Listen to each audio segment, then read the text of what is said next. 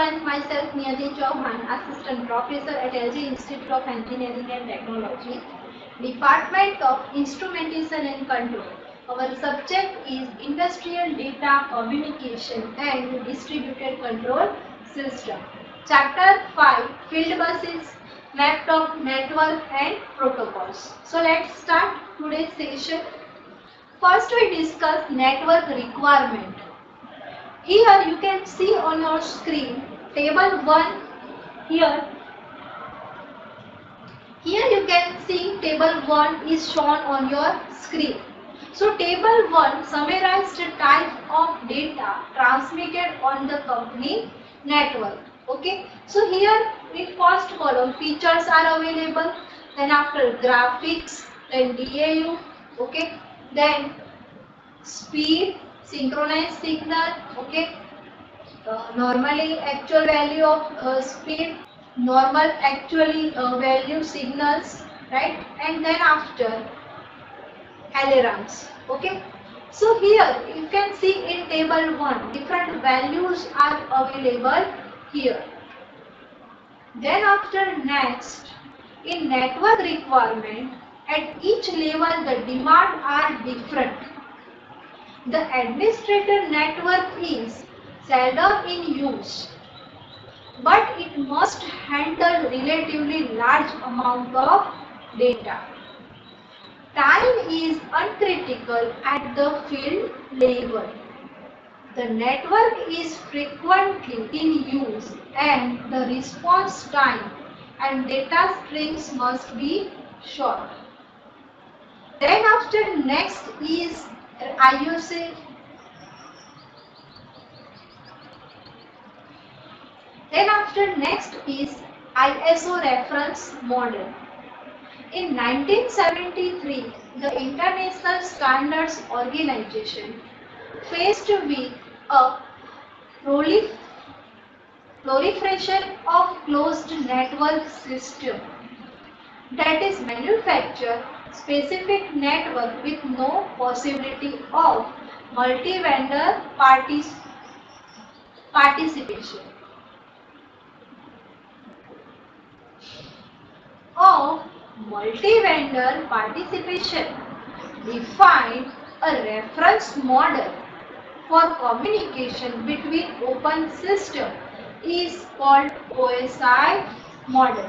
Okay. So in OSI model you can see first physical layer, right? Then after next is data use layer, then networking, then transport, then session, then presentation, then application. Okay.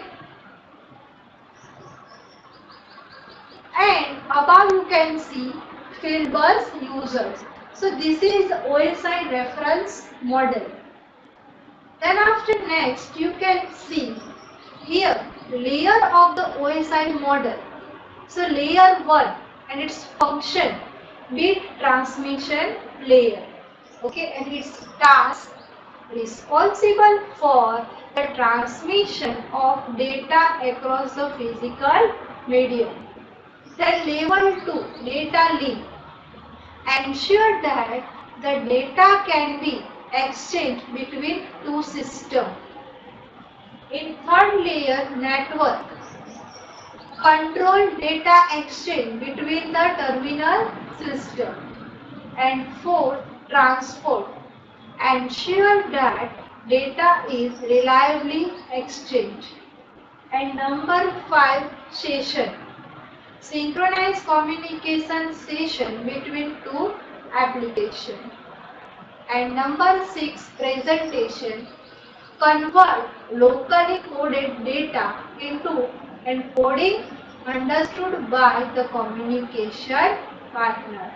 And at last layer, that is application layer, often the user application specific function. So this is IOC. So this is function of OSI model. So first, physical layer. The typical layer defines how data are to be physically transported from device to device. For example, Specifications on electrical signals, cabling, cabling, connectors, network topology and transfer speed. Then after number 2, transmission media. The backbone of all network is the cabling which connect the device. The more information transmitted and the faster the transmission rate. Here, for communication, we can use different cables. So, twisted pair provide the most economical solution for data transmission at the field level. Coaxial cable, which is more expensive than twisted pair, is used for carrier or broadband transmission in higher level network. Then glass fiber cable are relatively new and still under development and have greater transmission capacity. Number 3, network topologies. The network topology describes way in which the devices in the network are connected together. The basic topologies are, we know that, star, ring, bus. All other topologies are built these 3 basic elements. Then after number 4, data transmission. A primary consideration in field that the data transmission line are cheap and reliable. Comparison of RS-232C, RS-422, RS-485 shown in table. So here you can see comparison of RS-232, right, RS-422 and RS-485. So here first transmission time, right, then its speed, all features we have discussed here. If in exam question can be asked, explain comparison of RS-232C, RS-422 and RS-485. So you have to write down this table in your, so you have to write down this table in exam. Next, number 5, data link layer. The data link layer ensures that data can be exchanged between devices. This layer is also used for data security. Then after 6, bus access method. When several communication devices are present on a single line, clear rule must be given as to which are allowed to transmit. Then after you can see for bus access method we are use CDMA. Okay. So in block diagram of CSMA and CD is shown on your screen, right? So here A, B, C are different users, right? So here you can see B, that means repeated at random interval. So here data transferring from A to C, right? So first discuss horizontal detection, then multiple access and carrier sense. So that is block diagram for CDMA. So this is the block diagram of CSMA and CD. Thereafter next, token passing. So in token passing, A, B, C, D, E, F all are users, and here you can see token passing from B to C, C to D, D to E and E to F, and then after F to A. So this is the block diagram of token passing. Then in bus access method, we can use master-slave method. So this is the block diagram of master-slave method. So here you can see at top side master is available. Then after master can send data and receive data in bidirectional in form of bidirectional, right? So master slave form, we can send and receive data.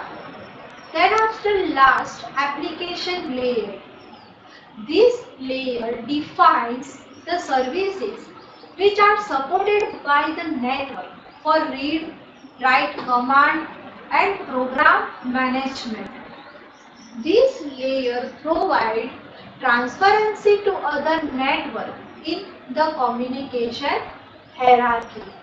Field buses link sensors and actuators at process level with the system intelligence, that is with DCS system, PLC and controller, so that the information supply can flow into the factory information system.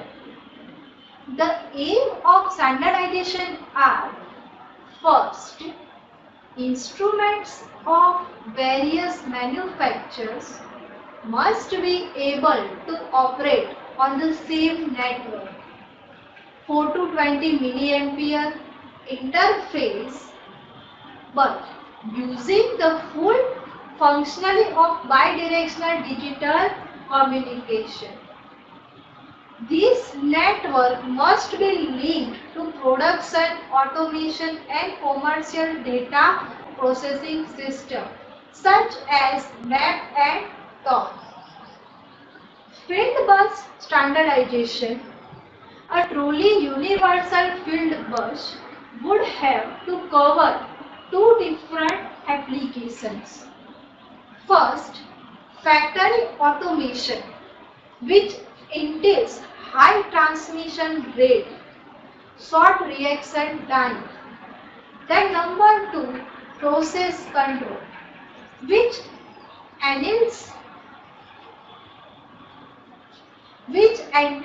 average cycle time of 100 milliseconds, bus length to 1500 meter, and the supply of field instruments with power cover the bus cable. Then smart transmitters. Smart transmitters are often seen as the first step toward obtaining safe field bus as the basis of an international standard. Smart transmitter operates as standard 4 to 20 milliampere. Various protocol, for example, DE, Tensor and HART. Okay. Sometimes in GTU, question also be asked, explain smart transmitters. Okay, so you have to write down these different points. So here you can see diagram for smart transmitters.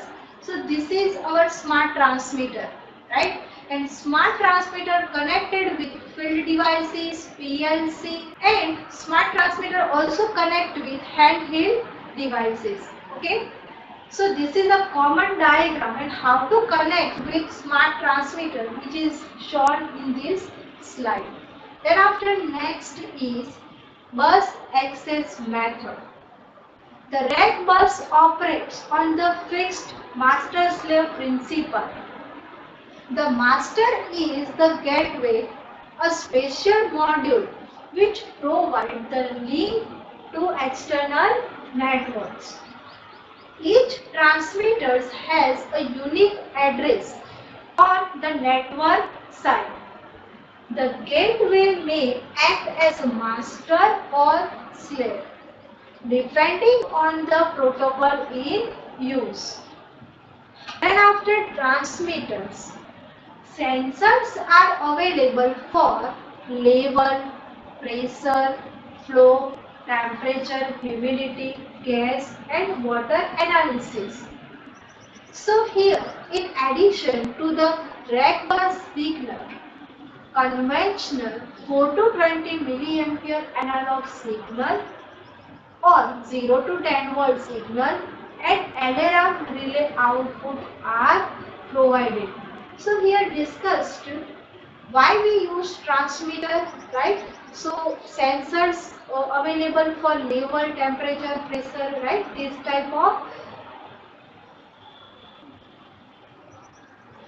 This type of process variables, right? And we want to transmit this process variable at long distance, so that's why we are using transmitter. Then next is Modbus. The Modbus is a transmission protocol for process control system. The user can choose between RS-232C, RS-422 or 420 milliampere. Means here we are using Modbus, right, for transmission protocol for process control system. Then after next is bus access. The feature of the Modbus protocol are listed in table. The Modbus is accessed on the master-slave principle. So its application services. The Modbus protocol provides frame for the transmission of message between master and slave. The information in message between master and slave. Okay. The information in message is the address of the intended receiver. Okay. So here we are transferring our message, right, between master and slave. Then next is transmission mode. Data can be exchanged in two transmission mode, right? Then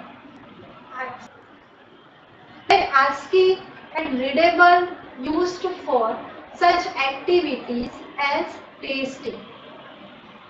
RTU compact and faster, used for normal operation. The Modbus also provide an error check for transmission and communication error.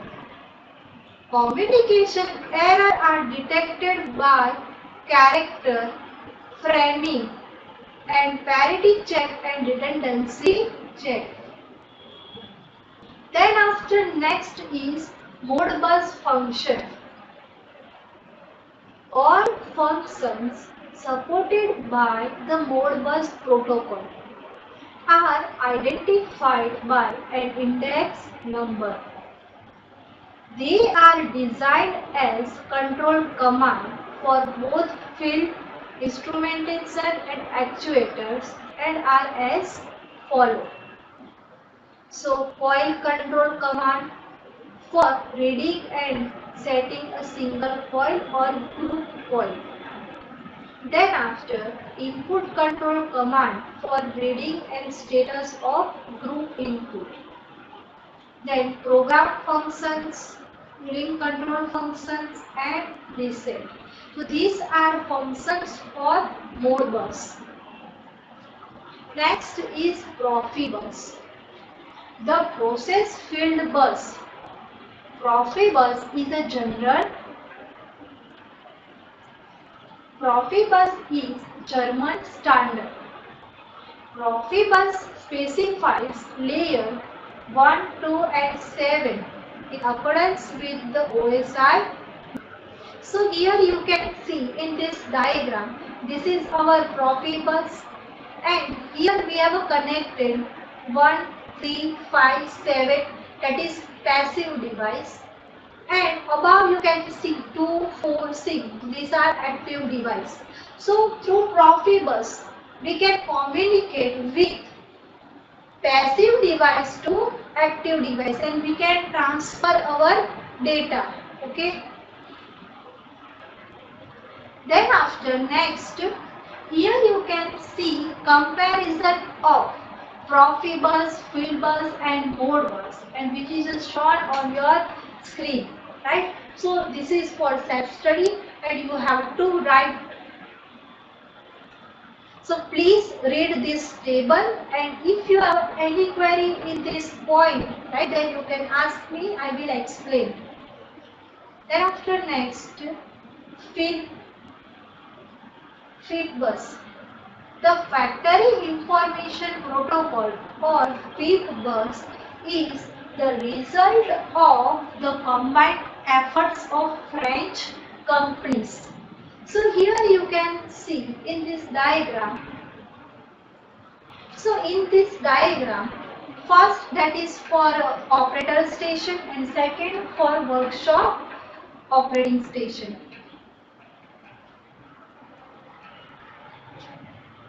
And second for workshop cell network.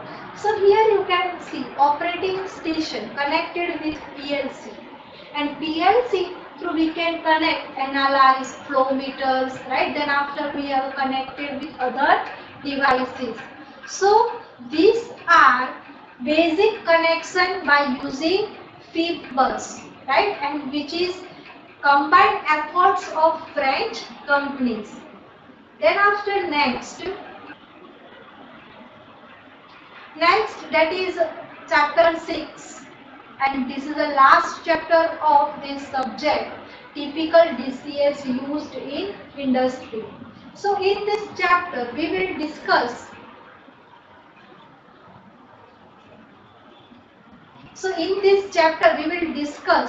basic application of different DCS, right? So first, Honeywell plant step system. So you can see on your screen different devices which are connected with this system. Different desktop is connected with other devices, right? So this is a general. So this is a Honeywell plant step system. Then after next, Foxborough IA series DCS. So in Foxborough IA series DCS, we are using, and we have connected all devices with each other, right? So you can see on your screen. And then after next is Wonderware. Wonderware, which is a one type of software, and we are using in SCADA. So we can visualize whole process in SCADA, right? So this type of system we can see in our software. We can see in form of graph, right? And we can see all real-time process in our screen.